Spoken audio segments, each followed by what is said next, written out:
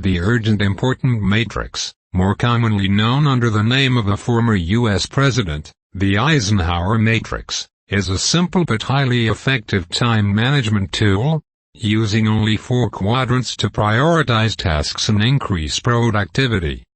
The Eisenhower method is a simple 3-step process. First, each task or project is assessed on 2 factors, urgency and importance. Is the task urgent or not urgent? Is it important or not important? Secondly, each task is classified into one of the 4 quadrants forming the Eisenhower matrix. Finally, the planning and execution of the tasks are resulting from the content of each quadrant. Each Eisenhower matrix's quadrant determines the work strategy, what to do, and when to do it.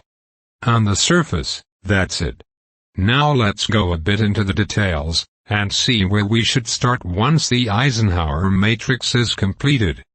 Well, the quadrant number 1, where all the urgent and important tasks sit, determines what to do now. This quadrant should be your primary area of focus.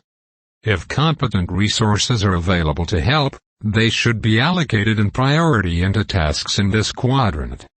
At the same time, all the urgent but not important tasks in the quadrant number 2 need to be handled with somehow the same degree of urgency. What the best course of action? Delegate or automate them. If this is not possible, for instance, due to a lack of available resources or budget, handle these tasks secondly. Thirdly, take some time to work on the important tasks which are not urgent. That's all the tasks in the quadrant number 3. Even if these tasks are not urgent, it is essential to schedule some time to work on them. They are strategic tasks because of their importance.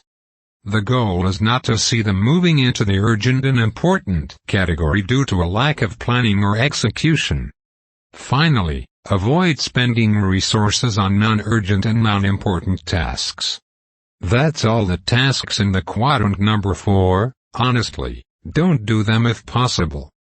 Tasks in this category should be handled only if a change in circumstances makes them essential or if a due date is approaching. In such a case, these tasks would move into a different Eisenhower quadrant and would be handled accordingly.